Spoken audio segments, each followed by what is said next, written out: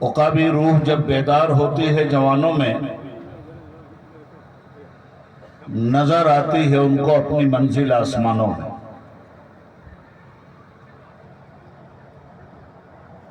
आज जिस खूबसूरती के साथ इस तारीख साज दिन पर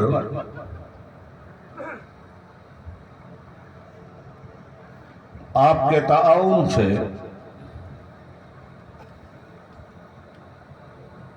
हम लोगों ने शिफा हॉस्पिटल की बुनियाद रखने की सआदत हासिल की है,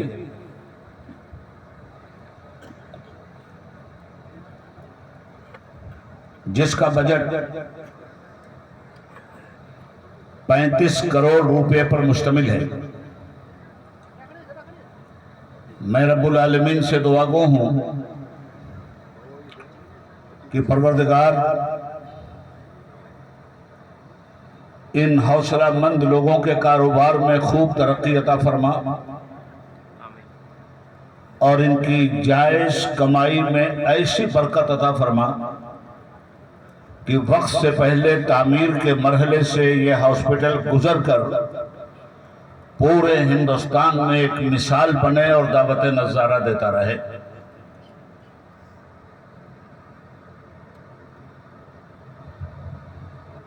बहुत पहले मुफक्किर इस्लाम हकीम उल उम्मत डॉक्टर सर मोहम्मद इकबाल ने फरमाया था, हद से न गुजर, तूफान न बन, गिरदाब न बन, सैलाब न बन, बन हल्की मौज मगर ऐसी जिस मौज पे दरिया नाज करे। आज का यह अज़ीमुश्शान इजलास वही हल्की मौज है जिसने जमीन की खरीदारी के बाद अब तामीरी मरहलों से गुजरने के लिए कमर कस ली है। और मैं इस सिलसिले में आप तमामी हजरात से कुछ अर्ज करने से पहले भरपूर गुजारिश करूंगा कि आपसे जिस तरह भी मुमकिन हो सके आप पूरा ताउन देकर एक ऐसी मिसाल कायम कर दें कि हिंदुस्तान के दीगर हिस्सों में भी आपके हौसलों की खैरात पाकर लोग ऐसे ही अज़ीमुश्शान कारहाय नुमाया को अंजाम दे सकें। फरमाया गया कि जिसने किसी अच्छे काम की इब्तिदा की, जब तक वो काम दुनिया में मौजूद रहेगा या उस काम को नस्लन बाद नस्लिन और कर्नन बाद कर्निन लोग आगे बढ़ाते रहेंगे, उस काम की शुरुआत करने वालों को रब्बुल आलमीन की तरफ से हमेशा अजरे अजीम की नेमतें भी मैसर आती रहेंगी। इसलिए कि जो काम आप कर रहे हैं, आपका अपना जिला जो तकरीबन 550 किलोमीटर को अपने जोग्राफिये में अपने पेट में लिए हुए है, इसमें आपके हौसला मंदी को हम सलाम करते हैं कि अगर पश्चिमी इलाके में हमारे इस इलाके के ट्रस्टीज ने और यहाँ के गयूर मुसलमानों ने ट्रस्टी होने की हैसियत से, भुज के निवासी होने की हैसियत से, पश्चिमी रन कच्छ के बासी होने की हैसियत से जिस तरह अपना ताउन पेश किया है, हम मशरकी रन कच्छ के इलाका गांधीधाम और उसके नवाब और इलाका जात को भी भरपूर सलाम करते हैं, जिस इलाके के हौसलामंद मुसलमानों ने हाजी जुमा साहब की अगुवाई और रहनुमाई में, जबकि हाजी साहब इस हॉस्पिटल के ट्रस्टी नहीं है, मगर कोई ट्रस्टी हो ना हो, अगर वो खिदमत से अपने हौसले को लेकर खादिमाना सलूक करता है तो ऐसे सलूक करने वालों को भी उबैदुल्ला आज़मी सलूट करता है। हज़रात गिरामी, अल्लाह रब्बुल आलमीन ने हमें मजहब मुहज़्ज़ब इस्लाम जैसी नेमत अता फरमाई। इस्लाम के माना सलामती के, अमन, पीस और शांति के, और दुनिया को खून में लहूलहाल होने से बचाने के लिए टैंक की इजाद करने वाले शैतानों से महफूज रखने के लिए जरूरी है कि अमन और शांति के साए में आने की दावत दी जाए। इसलिए कि आज का दौर ऐसा खतरनाक दौर है कि रात के अंधेरे में जानवर निकलता है तो जानवर से घबराता नहीं, मगर मालूम नहीं इन इंसानों को क्या हो गया कि जानवर रात के अंधेरे में निकलता है तो जानवर से कोई खतरा महसूस नहीं करता, मगर आज के दौर में इंसान दिन के उजाले में निकलता है तो जानवर से नहीं, खुद अपनी जात, अपनी बिरादरी और इंसानी बिरादरी से खतरा महसूस करता है। खतरे की पोजीशन में दो वजूहात हमारे सामने आती, या तो आदमी जख्मी हो जाता है और फिर अपने जख्म के इलाज के लिए हॉस्पिटल का रुख करता है, या फिर इंसान मर जाता है। हिंदू है तो शमशान पहुंचा दिया जाता है, मुस्लिम है तो कब्रिस्तान पहुंचा दिया जाता है। मगर ये इंसानों पर इंसानों का जुल्म, ये आदमियों में पैदा होने वाले लोगों की जानवर जैसी बर्बरियता,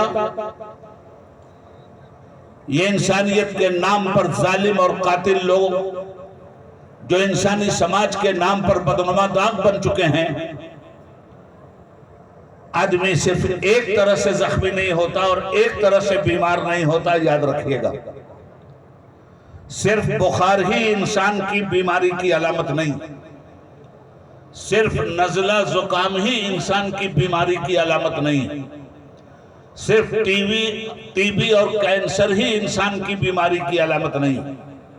इंसान की सबसे बड़ी बीमारी की अलामत नफरत है।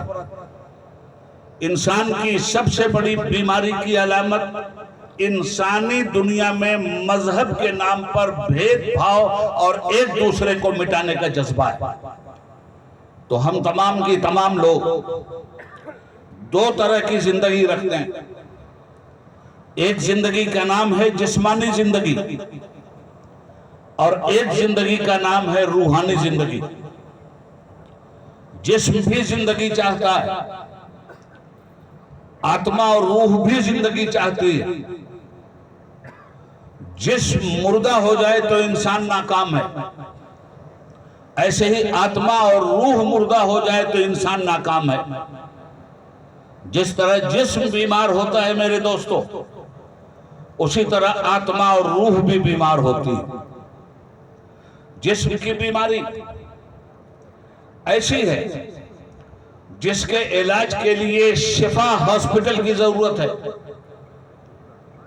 और शिफा हॉस्पिटल में बीमार का इलाज होना है। और बीमार सिर्फ मुसलमान नहीं होता, बीमार इंसान होता है, चाहे वो मुख्तलिफ मसलक में, मुख्तलिफ मजहब में, मुख्तलिफ बिरादरियों में बटा हुआ हो। और इंसान के नेचर में उनसे मोहब्बत है। जो सही मानों में इंसान होगा वो दया का पुतला होगा। इंसान कहते ही हैं मोहब्बत करने वाले को, और ये मोहब्बत का नेचर जज्बात और गुस्से में नहीं उभरता। जज्बात और गुस्से में शैतानी नेचर उभरता है, मुरव्वत और इंसानियत में इंसानी नेचर उभरता है। आज जो गर्म हवा मुल्क में चल रही है, और पूरी दुनिया इस गर्म हवा में झुलस रही है। उसकी वजह यह है कि लोगों ने शैतानी नेचर को कबूल कर लिया है, और जब जब इंसान शैतानी नेचर को कबूल करेगा तो माओ की कोख उजड़ जाएगी, बच्चे अनाथ और यतीम हो जाएंगे, बहनों की मांग का सिंदूर खुरच दिया जाएगा, बूढ़ों के सर फुटबॉल की तरह धरती पे उछलने लगेंगे, नौजवानों की छातियों में गोलियां घुसने लगेंगी। और आज जब आप देखते हैं कि किसी भी इंसान को जुल्म का निशाना बनाया जाता है तो सिर्फ उसका दिल नहीं जख्मी होता, सिर्फ उसका बदन नहीं छलनी होता, जिन लोगों में भी इंसानियत की खैरात 40वें हिस्से के तौर पर भी बतौर ज़कात मौजूद है, चाहे वो हिंदू हो के मुसलमान, उन तमाम का कलेजा छलनी हो जाता है। इसलिए कि इंसानियत का नेचर किसी को बीमार देखने के लिए तैयार नहीं, इंसानियत का नेचर किसी को जख्मी देखने के लिए तैयार नहीं, मानवता का नेचर किसी की बर्बादी देखने के लिए तैयार नहीं। मिसाल के तौर पर जब आपके अंदर इंसानियत का जज्बा उभरता है, जब मानवता आपकी शैतानियत से दूर रहती है। इसी रोड पे एक कार चल रही है, आज तो हिंदू मुसलमान के नाम पर एक दूसरे का लोग खून बहा रहे हैं, मगर मैं इन तमाम हिंदू और मुसलमानों से कहना चाहूंगा कि इसी रोड पर अगर एक कार जा रही है और उस कार के नीचे 6 साल का बच्चा अगर आ गया, बच्चा तड़प तड़प के अगर मरने वाला है, और यहाँ आप तमाम हिंदू मुसलमान देख रहे हैं, एक आदमी भी यहाँ बैठने के लिए तैयार नहीं होगा, सब एक जज्बे के साथ यहाँ से उठेंगे,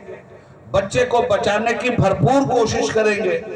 मुजरिम को सजा देने की भरपूर कोशिश करेंगे। और अगर जालिम को आप उस वक्त मारकर मजलूम की हयात को बचाने की कोशिश करते हैं तो किसी के दिल दिमाग में न हिंदू आता है न मुसलमान आता है, सबके दिल दिमाग में अगर आती है तो मानवता आती है, इंसान आता है, आदमियत आती है, बच्चों से प्यार आता है, औरतों की इज्जत और आबरू की हिफाजत करने का जज्बा पैदा होता है।